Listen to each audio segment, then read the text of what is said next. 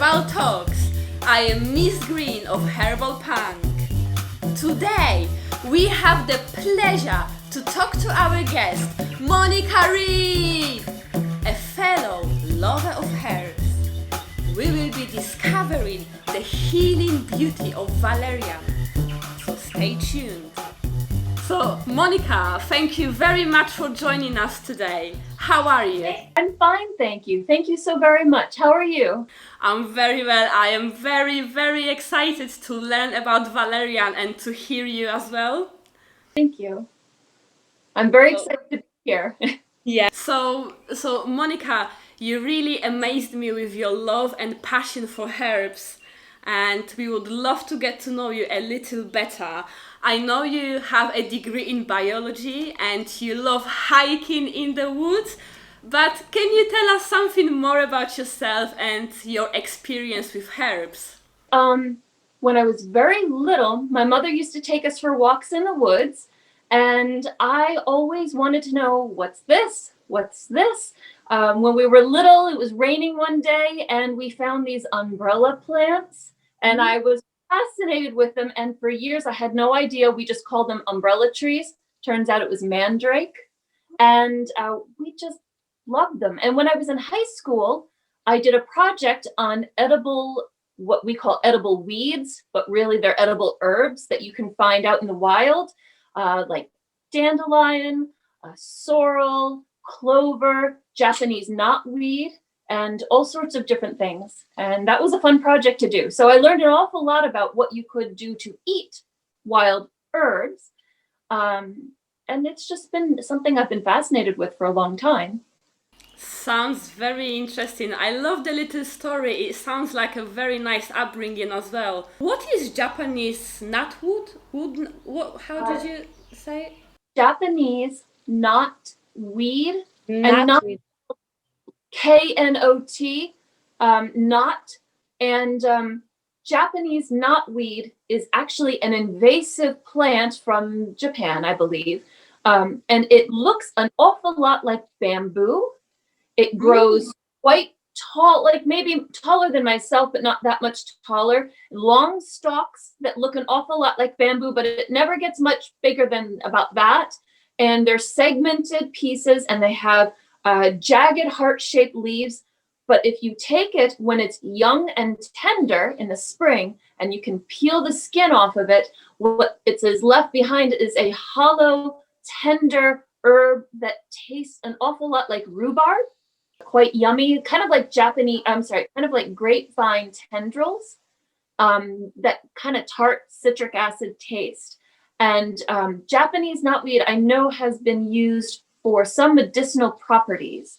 I believe for Lyme's disease, it's been found to be helpful for Lyme's disease, but I found it just yummy to make a pie with. So in my ninth project, I made Japanese knotweed pie, and it was delicious. And the teacher wouldn't let any of the students have the Japanese knotweed pie, but after class, it was seen that he was in the back room, nom, nom, nom, nom, nom, eating it up. That's a really great story. Thank you for sharing. And you have plenty of knowledge about valerian and a great interest as well.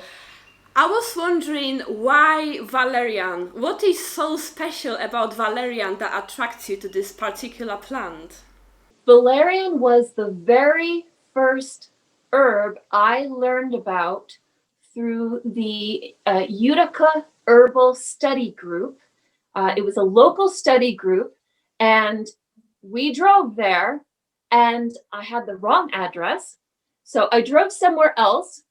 And then by the time I finally got there, I was running late. I was harried. I was stressed. I found the group, and I'm zipping over there out in the field, and they're talking about this beautiful plant that has a pretty pink purple flower on a stalk. And I was all stressed out, and it was hot and sweaty. And they're talking about how good it was for anxiety. And I was thinking, I could really use some of that right now. So I wrote it down, and I did some research on it. And I am very cautious about trying anything that I've never had before. So I started reading about it and learning about it, and I wanted to find it, and I didn't know, I had no idea about this herb ever before. And as it turns out, one of my favorite hiking spots, the Sherrill Brook Park in New Hartford, New York, I was going on one of the trails, and there was a gap where it wasn't woods anymore. It was kind of fields and overgrown. And sure enough, there was some beautiful valerian growing, and it was flowering, and it was so pretty. And I would pass by it and I'd be like, wow, this is valerian. This is so cool. And then one day, again, I was stressed out and upset about something. And I was like, I need to be away from people. I'm going to go for a hike and get away from people. So I went on this hike and I saw the valerian, and I'm like, this is supposed to help out and calm people down. So I broke off a piece of the flower and I put it in my mouth and I started chewing it. And I'm like, wow, this tastes kind of interesting. And then I thought, you know what, maybe this is kind of dumb. So I spat it out about 15 feet later. And sure enough, it wasn't long after I realized I wasn't upset anymore. It kind of normalized how I felt. And I never really expected something to work so quickly. But valerian works fast. So a girlfriend of mine that lives up on a mountain has a field where valerian grows all over the place. And it's beautiful. And she invited me to come and dig some up, which I did. And I started working with it and cleaning it and transplanting it into my own garden, my own yard. So now I have it growing all over here. But I really started to get into working with it. And it works very fast. And it's a beautiful herb to work with the root and to clean it. And it gets on your hands and it goes right through your skin. And it has a very soothing, calming effect. And I really like it.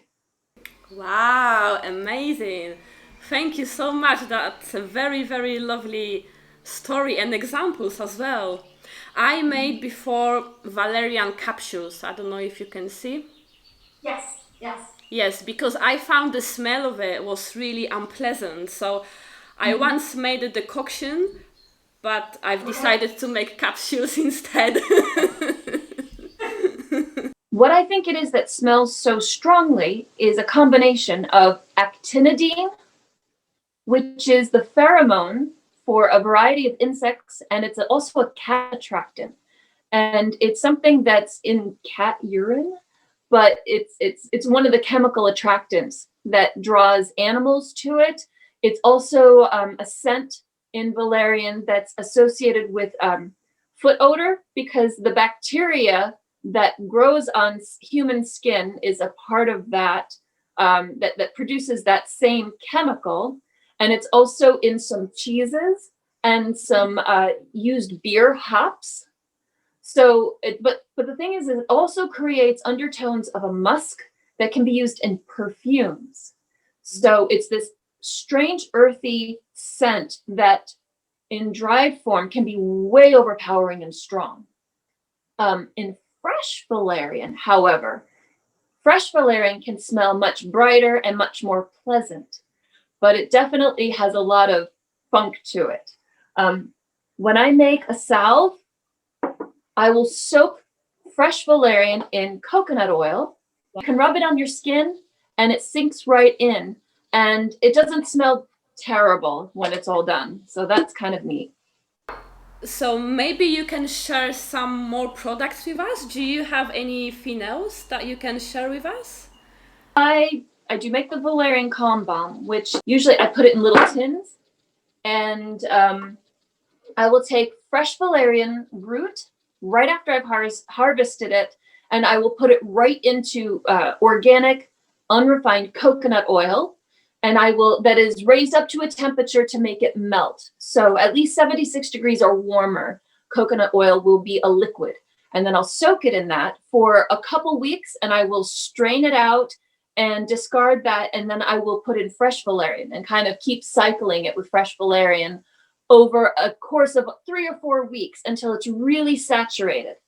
And that I will have valerian infused coconut oil, and that can go right on your skin and works terrific. To make it into a salve, you want to harden it just a little bit more. And so you will add beeswax, and you'll melt it and stir it all in. And you could add vitamin E oil as well. I just like it because coconut oil is so good for your skin already. So this stuff is just fantastic. You can rub it on your hands, rub it on your feet. Valerian is a good pain reliever. It's a GABA inhibitor, so it slows your neural pathways, and that helps relieve pain. It also can help you fall asleep, and it is also a vasodilator, which means it opens up blood vessels and allows the blood to flow through. So if you have really tight muscles and tension, anxiety, overworked muscles, just all sorts of sore aches and pains, even joint pain, arthritis, lockjaw, TMJ, glaucoma pain, all sorts of different things that you can apply you can apply valerian salve to it, and it will soften and relieve the pain, open up the blood vessels, and loosen up stiff joints and muscles, and make you feel better. That sounds awesome, Monica. Do you have any other products that you make? I have valerian flower tincture. So amazing. when my valerian flowers, I will just take a jar of alcohol and I'll brush the flowers into it.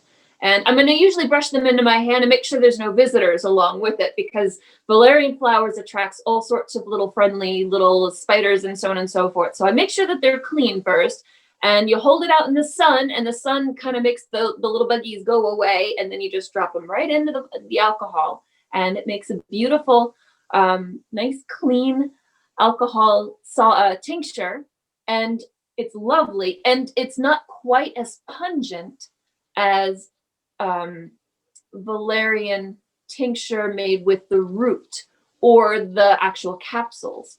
So that's another thing that's kind of nice about the flowers.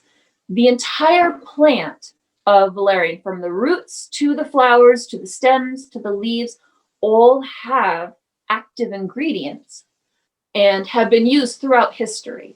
Aristotle prescribed it. Galen prescribed valerian. And let me see what else. I have dried valerian root here. Up to the camera here. And it looks like a, and I will pick out one.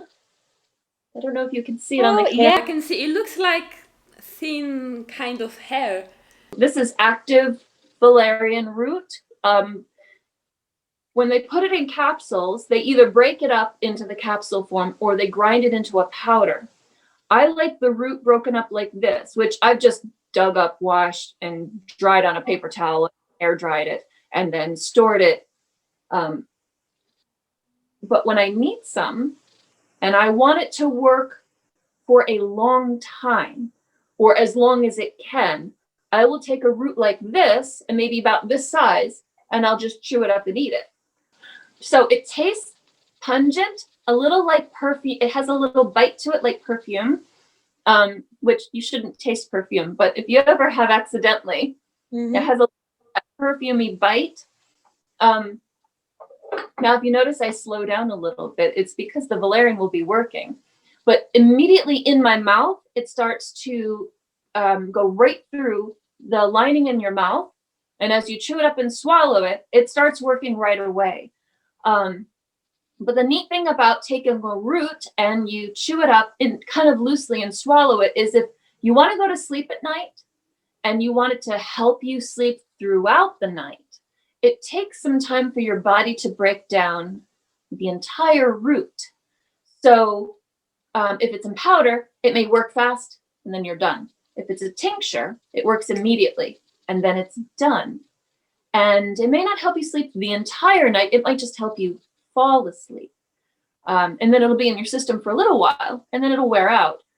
But with the root, it's kind of like a time release capsule because it takes a while for your body to break it down over time. And maybe throughout the course of the night, it will continue to reintroduce fresh valerian acid into your body. Wow, what an explanation and exploration of valerian root. I'm so happy and so glad to see so many beautiful products and uses. And I know that you also have experience in growing the valerian root and collecting it. Can you give us some tips on how to take care of this plant? Don't overwater it, but beyond that, it's an amazing herb in the sense that it has grown in a rocky soil. It prefers rich, moist, well fertilized soil. I have it growing in my garden where it gets some sun. It does need sun. It does very well with brothers and sisters, if you will. Basically, if you have a rhizome of valerian, which is just the teeny tiny root tuber piece, the rhizome, that the roots grow off of. You can have just a little rhizome, plant it in the dirt, and stick it outside somewhere, and it will start to grow. So it can grow in your home, but it's happiest outside. Okay, so if someone wanted to grow it in the pot, can it be grown in the pot? I have dug up valerian root, the whole like root and rhizome section, and I have stuck it in a bucket and stuck it by my back door where there's some light and left it there for months. So in that sense, yes, it can stay in a pot over the winter. I've never grown it in my home as a house plant because every spring I've planted it outside. So if you take it outside, it should be fine. I've actually dug up a big root clod, which is basically take my shovel and go out in the wild, up in the mountains, and in my friend's field and dig. Say this is where the valerian is. Stick my shovel about this far away from it and do a big circle around and go about this deep. Stick it in a big bucket and haul it in my car, and then bring it in the house where I'm planning on washing it off. Well, some of it I'd wash off and use. Some of it I never got around to. And that root clod, I've literally just stuck outside in dirt in my garden, and the valerian's done just fine. So it's very hardy, very, very hardy. That's really, really good to know. And can you tell us about your experience of handling the valerian root? If I'm washing it off to use it, first of all, you get most of the big dirt off of it. You can hose it outside and get most of the stuff off of it. If you've harvested it from the wild, you have to untangle valerian from its neighbors, if you will. In the field that I work with, there's goldenrod, there's grass, there's all sorts of different other herbs and plants growing in the wild. So you have to identify this is the valerian and separate all the long, hairy roots away from all of the other plants. And when you do this, the valerian will penetrate other plants with its scent. It will penetrate the dirt with the scent of valerian. So you will smell that in the dirt. And of course, that's valerianic oil, which is going to get on your skin if you don't wear gloves. So it's a very calming, soothing, happy thing to do. I remember being up at 10 o'clock at night, just washing the valerian, separating one little root and cleaning it off, dunking it in cold water, and then putting it on a paper towel to dry. And I was just, this is just so lovely. This is so nice. And then when it's bedtime, I just go right to sleep like a little kitten. Also, when you do this, valerian is a family plant.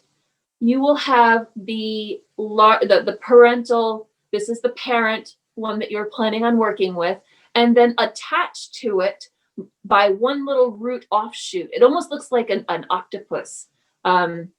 All the green stuff is broken up and dried up, and then you have this rhizome, which is about the tip of your fingertip. It could be small, it could be larger. And then from that, octopus tentacle-like roots go off. They can be very, very long, like the length of my forearm, or very short. And they shoot off, and there can be anywhere from 5 to 15 off of this rhizome, and they taper into these long, beautiful things that grow these finer hairs that you saw in the dried sand. And you're separating each one and untangling it. And you'll have the parental plant that you are separating. And then attached to that will be an old, hardened, dried, dead grandparent with spiky valerian roots that are, it's clearly it's dead and decayed, but it's still there and attached.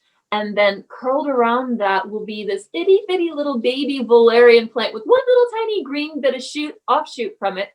And so you'll see generations working together and tangling around itself and tangling around other plants. And as you're separating the dirt off of all this, wrapped around it caressingly will be little tiny earthworms. So I rescue maybe like 50 earthworms from one root ball of valerian, and I have to say them, come here, little earthworm, and I take it and I go put it in a plant or I stick it outside, and they're all like, no, no, no, and they all like try to climb back in deeper into the valerian. Cats love valerian, dogs love valerian, spiders love valerian, little teeny tiny flying bugs and insects are all attracted to it and they love it. So when you see the plant, it's always very busy, and even in the dead of winter, in the soil, there's earthworms cuddled up and curled around it because they all like it. Why? Maybe because it makes them happy. So yeah, makes them happy and calm. I found the anatomy so fascinating and so interesting as you were explaining how everything works together, the generation, and you have the grandparent and the little baby, and it's incredible how this creation happened. It's beautiful, and it sounds complicated at the same time, and working together, it's just pretty amazing. It really is. And I found myself really, say radishes are an herb and a root and a plant that you eat. You consume radishes. You can eat the tops, you can eat the root. When you're washing a radish, you dug it up out of the ground and you wash it, you look at it, you don't think, maybe I should put this back in the ground. You don't think that. You think, food, wash, eat, Valerian, you start to get immersed in the history and the culture of this plant. It's the closest thing to something that talks to you when you're working with it. And I find it fascinating. And so I've kind of acclimated an agreement with valerian because it almost talks to you so much that it asks to be put back in the ground. So the rhizome of the plant can regrow into a brand new plant.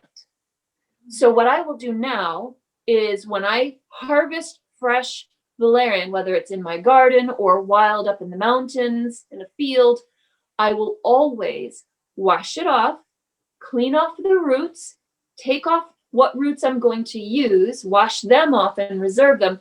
But the rhizome itself, I always stick back in the ground so it can grow into a brand new plant.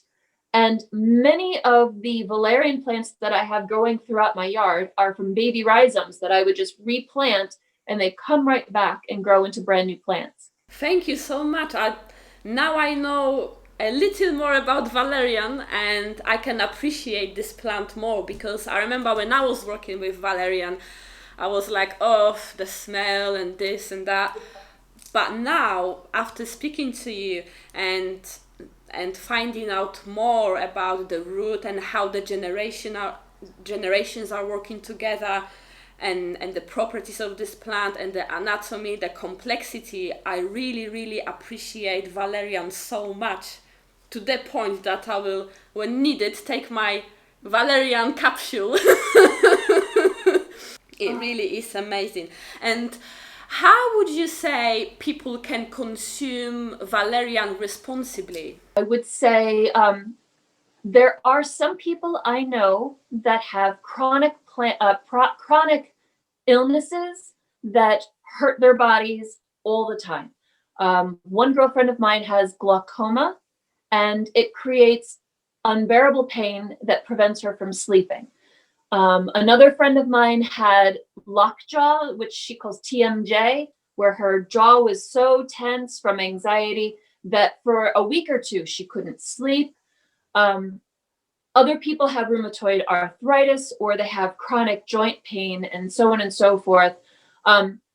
For those types of people, and those people have all found valerian has helped them immensely. And the girlfriend that had lockjaw, she rubbed the con bomb, the valerian salve, on her jaw, and for the first night she slept for 12 hours, and when she woke up, her lockjaw was better. The friend that has glaucoma, you can't fix that, but she would rub valerian salve on the insides of her arms because she didn't want it on her face. She didn't want to get her pillow all messed up. So she would wipe it on the insides of her arms, and she could finally sleep at night. And it was something that helped her. She used that every single day. What's recommended by scientists and by doctors is that if you use it daily, within a month's time, to stop using it for 4 days out of a month. So if you use it daily, that's a ritual to get into. If you have an occasional issue, I'm a jeweler, I work with my hands. I also dance tango, and I love it, and I miss it terribly through COVID, but I have occasional muscle tension in my hands, in my feet, in my shoulders. So when those chronic problems return, I will rub the valerian salve on my hands or on my feet where it hurts. You basically put it where it hurts. And I do it at night before I go to bed. And in the morning, I will find relief. I don't use it when I don't need it, though. I would suggest to anyone that if you have an occasional pain, use it as you need.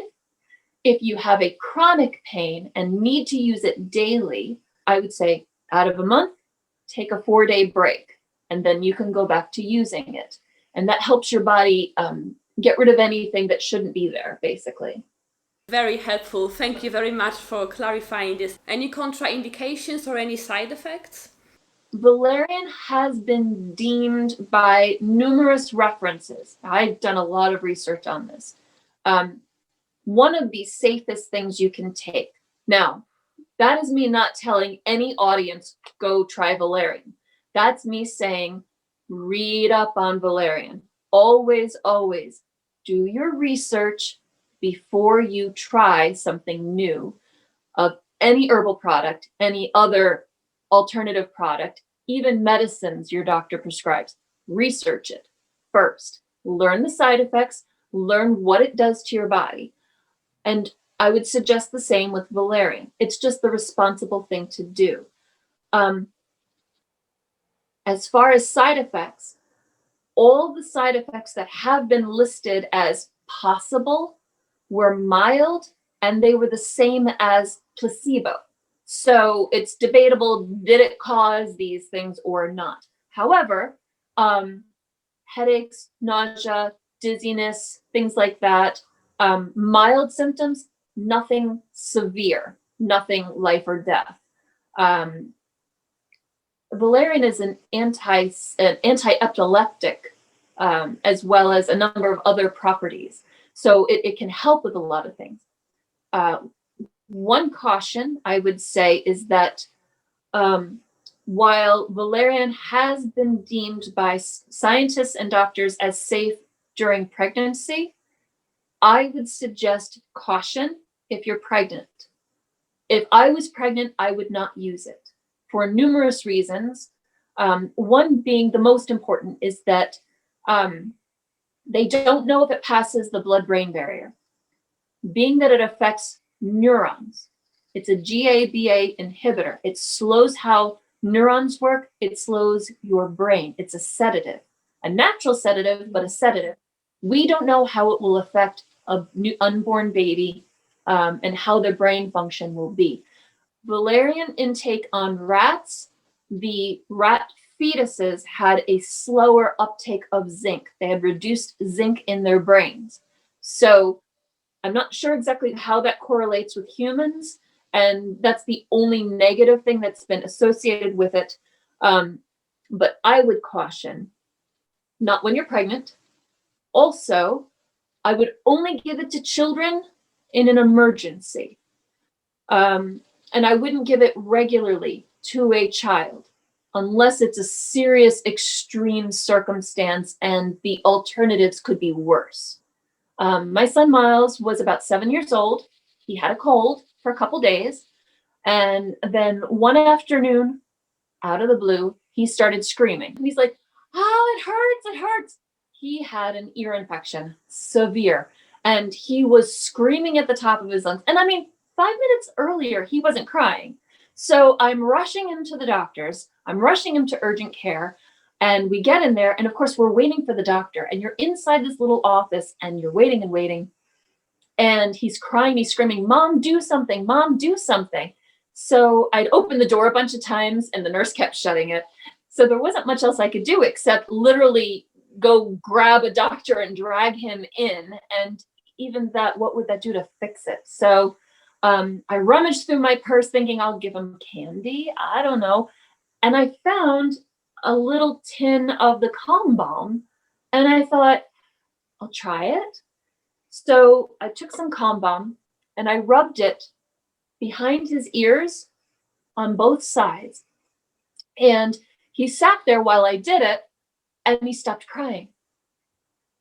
And then I looked at him like, are you okay? And he's like, Ma, it doesn't hurt. And I said, really? He stopped crying. And he's like, yeah, it doesn't hurt. And then he proceeded to lie down on the bed on the examination table and he fell asleep. He fell asleep so soundly that he was like open-mouthed snoring. Sure enough, he had an ear infection. He got antibiotics and he was fine afterwards. But one thing that was clear is he never had the pain return. And as I did some research, it turns out Native Americans used to take chewed valerian and put it in their ears for earache. So it won't fix an ear infection necessarily, but it will help with the pain. That's really incredible story and so real as well, something that actually you have experienced. So thank you so much for sharing it. Wow, Valerian Root. Valerian is great. I have so much appreciation now for Valerian Root that I will myself go and experiment and research more as well.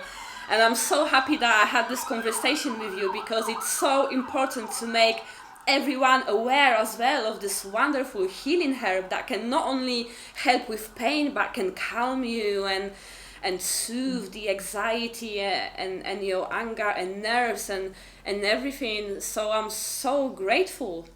If someone would like to get in touch with you, how can they do that? Do you have any social media, or how can people get in touch with you? My name is Monica. My last name is Reid. My Facebook Messenger would be Monica Reid with an I, Keba, Keba. And you can private message me and I will do my best to answer. Email, which is moneyjohn2kids@yahoo.com. And I would love to give credit to my teachers. Lauren Edline and Pete Bianca have been so fantastic with teaching me and helping me. I've learned an awful lot from them. Monica, thank you very much for taking your time to talk to us today. I feel very, very grateful and we wish you all the best in your herbal journey. Thank you so very much. Herbal Punk. I love my love. Herbal Punk! This mug and I'm like, where can I get one of these? So I bought 2 of them. So a friend of mine's going to get the other one. So. Yay! Thank you so much. And if you enjoyed our herbal talks, please subscribe to our channel.